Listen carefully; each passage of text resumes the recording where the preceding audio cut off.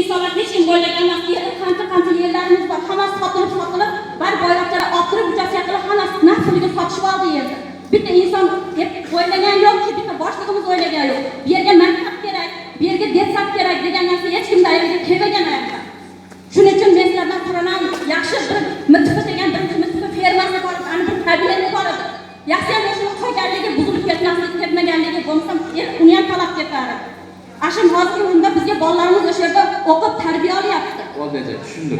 Emotsiya bermasa so'roqlar. Rahmat aka, men jana boshida dağı aytib ketdim, dağı aytib qo'yib.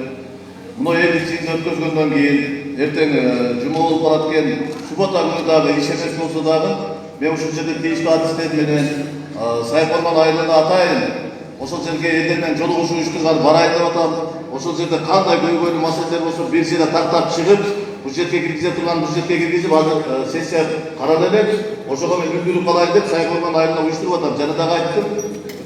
O'sha masala bo'yicha subota kuni soat 10 ga men o'sha yerga boraman. Rahmat, anan hurmatli akimimiz, Boshaqo'g'on aylanmoqda emas. Juda ko'pdan bu yerda 30 mingdan oshiq el yashaydi bu yerda. Shu bizga ham bir normal aylanmoqni qo'yib, pastyanga qo'yib bergilar. Ha, bunisi kelib ishlayvermasin. Bizga bitta aylanmoq keldimi? Shu aylanmoqni bizga pastyani baylab bergilar. Bizni ko'yganlarimiz cheksin shu aylanmoq.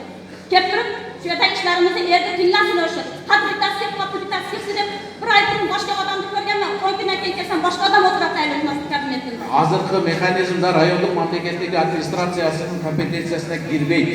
Aylık müddü dayındaş, şaylaş, al bardır aylık kengesinin deputatlarının.